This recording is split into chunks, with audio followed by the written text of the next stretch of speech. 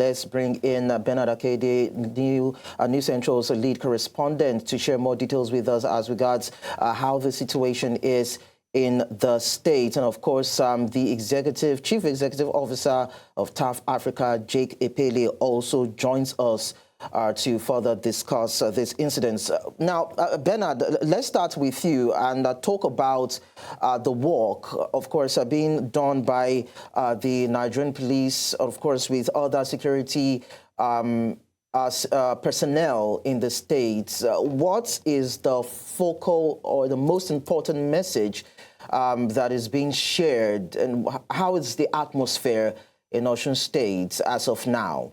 Thank you so much. The message that came out from that particular work is, straight and simple. The police and other security operatives, alongside the youth organizations that embarked on that work with them, are passing out one message and one message only: vote and not fight. They are saying that they hope that the election will be peaceful and be non-violent. They also used the opportunity to reach out to young people to tell them to shun cultism and shun drug abuse as well. But basically, in one sentence, vote and not fight. And of course, this is coming because we've been seeing the trajectory of happenings as regards what has been happening in Osun State lately in preparation towards the election. There have been pockets of violence in certain places that have made the rounds. And even today, and I know that will form part of the conversation at some point, we got wind of information of some shooting that took place around Epelle, where some APC members claim that their supporters may have been, targeted. But that's a conversation we get to. Again, to answer your question, the basic information, the basic message that was passed on from today's work was vote and not fight, shun electoral violence, stay away from drugs, and stay away from cultism. All right, so let's also understand the security architecture and provisions in and around, of course, the state, Osun State, because the police command said and reassured the citizens that this election will be free and fair, and of course that it's committed to maintaining peace and order before, during and after this election. Well, in Osogbo here, the state capital where I am, security is quite tight, and upon getting to the police command headquarters, we could see that certain numbers of police officers have been beginning to be deployed already, as is the case when it comes to off-cycle elections like this one that we're seeing on the 15th of August. Police officers being deployed from different parts of the country to complement the security architecture on ground already. We're beginning to see that.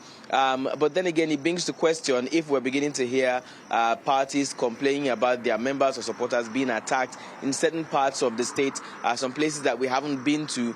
We only get information from those areas. But of course, the police is saying that they want to believe that they will have adequate number of personnel in each polling unit at each ward to help man and secure the election, the electoral process before, during, and after. So the people can only rely on the police and believe that their word will be true. Again, here in Osogbo, it looks quite safe because of the numbers of police officers that we're seeing. So we do hope that, on the days leading to the election, these numbers would increase like the police have promised, and that security would definitely be on the front burner concerning this election. Okay, thank you so much, Bernard. We probably might just come back to you in a bit, but then let's quickly hear from Mercy too before we talk to Mr. Jake Epelle. Mercy, tell us where you are and tell us what the atmosphere is like as we gear up to this coming gubernatorial election. Hello, Lekon.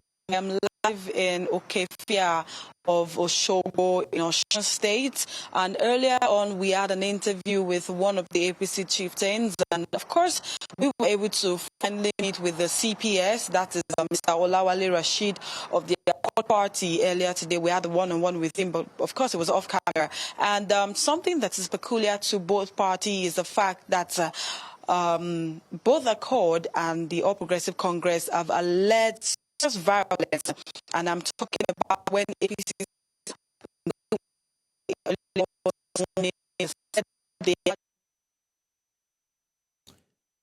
All right, I think we seem to be having poor audio signals from Mercy Babajide's axis in Osun State, but hopefully we can track back with her to get more details as regards that particular engagement she had with party stalwarts on both sides, of course, the APC and Accord Party. But at this time, let's talk to Mr. J.K. Epelle. Now, given the events in Osun State and, of course, the messages and the recounts by our news correspondents, including the latest reported violence by unknown gunmen in the state, do you actually think that this election will be peaceful and credible?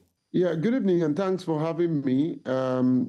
Very interesting conversation, and I listened with rapt attention the reportage of your well-deployed reporters, and kudos to my good friend Akintemi and the entire team in News Central. It just shows how prepared you guys are for this election. But straight to your question, yes, this election can be peaceful and credible, but the outcome can no longer be taken for granted. You know, it's important just to underscore that what concerns me in particular is that credibility that does not begin with the first ballot, when the first ballot is cast. To me, it's concerning. And so the environment in which citizens are expected to make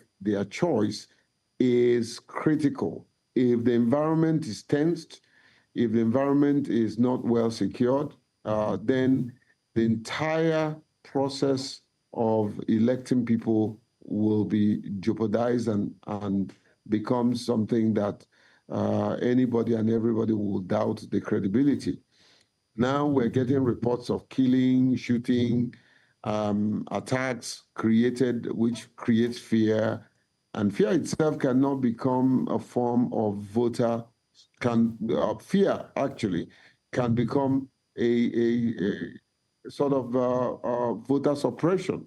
You know, people will just rather stay back in their homes and they will not come out. The latest documented report, which includes killing, shooting, and attack from different parts of Osun, with a July 25th killing reportedly involving unidentified gunmen. These are some of the things that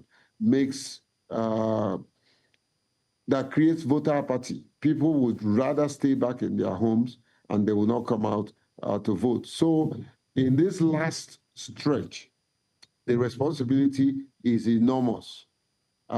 Security agencies must demonstrate neutrality. We took time yesterday to speak in a courtesy visit, a group of people, CSOs in the electoral space. We had a very, very, very heartwarming interactive session with the IG. And the IG came with virtually all their management, you know. And from the body language I'm getting from him, he sounded very credible. And I was one of those who asked him, who told him, I said, listen, the outcome of this Osun election, the responsibility of giving us security based on neutrality, inclusive security, is on your shoulders. Do not fail Nigerians. And he did reiterate that he wasn't. So we now need intelligent-led prevention and rapid accountability. INEC must demonstrate operational transparency. Political leaders must restrain their supporters and reject inflammatory language. Now, okay, so I'm going to come back to you, Jake, in a bit. Let me just, of course, tilt that back to Bernard as regards voter apathy that you mentioned. So, Bernard, let's understand, based on your interactions that you had probably or what you've observed with the people in the States, do they feel enthusiastic to be part of this coming election? Well, I'll be honest with you, Lekon, from the conversations we've been having, people are actually looking forward to the elections and are enthusiastic about the elections. But that does not exactly, translate into enthusiasm to vote. just as Mr. Epelle was saying, when we begin to see pockets of violence, it instills fear in the people, and fear is not good for any electoral process. So what this basically means is that even though the people are enthusiastic that it is time to choose another leader, they're enthusiastic about the process, there may be some skepticism about whether or not they should go out to vote. And that's why we're beginning to see different activities like the one we saw by the police today and the youth organizations and other agencies trying to galvanize people to actually carry out their civic responsibility, being voting. So again, I would say it's 50-50, or like the French would say, comme ci, comme ça. Basically, they are enthusiastic about the election, but about coming out to vote, that's a different story entirely. The hope, basically, like everybody is looking towards, is that the people will actually come out in their numbers. I'll quickly say this. When it comes to Osun elections, they've had, based on history, good turnout when it comes to voting as compared to other states. And the hope is that that will continue with this particular election.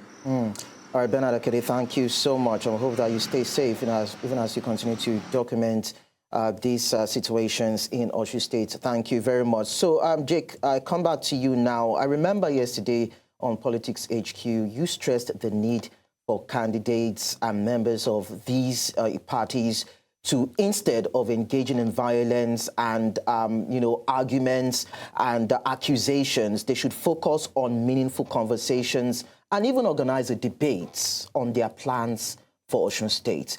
I mean, with only days to election and little evidence of this, what signal does this send to voters and even the wider community?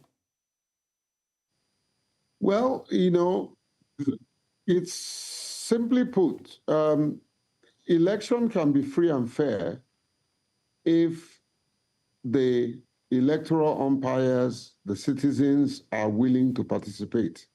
There's something that Obama said that never leaves me. I literally quote it in every forum. Democracy will win if we fight for it. Democracy will win if we fight for it. And so all these stoking fear, threats, killing, definitely, no matter how enthusiastic the people look, once they start this riotous act by these crooked politicians, everybody would rather stay away from being part of it. So what significantly, the signal that this thing is sending to everybody is simply don't come out to vote. Don't participate. We have literally planned how we're going to hijack this election. We plan how we're going to rig it. If you are hungry, come and get involved in vote trading. These are the signal that these people, and then of course, the ultimate signal is that whether you vote for them or not, they would falsify the result, claim that they have voted, and announce whoever they want. This is a litmus test for this president. Sincerely, is a litmus test for him. Thank God for the wisdom he has exercised so far in stopping them from freezing an account that they have no business to freeze, However, what happens going forward is important. This idea of a particular political party feeling that they have all the power, so they must wrestle power from people. It's not going to go down well with the people of Osun. Well, so it's one thing for them to announce who wins. If the person is not a popular candidate that the people want, they're going to throw the place into fire. That does not mean that I'm advocating for that. Don't take laws into your hand. There are better ways to resolve issues when they get out of hand. The court is one of them. You will say, well, they bought over the judiciary and all that. It's not every judge that have been bought over. I can tell you that. It's not every lawyer that is that can defend the things that cannot be defended, So there are still some credible people in the judiciary. There are still some credible people within INEC space, and all that. We had a very meaningful engagement with the REC in Osun, and I hopefully that woman will do her very best to deliver a credible election that everybody will be happy with. But we're going in there, civil society, we're going in there in our numbers, and we will analyze, report, and ensure that this election is credible. Yeah, most definitely. We hope that this engagement with the stakeholders, of course, in Osun State, will translate into free, fair, and peaceful election come August 15. Epelle, thank you so much. Inclusive election, too. Well, definitely. Thank you so much for sharing your thoughts with us.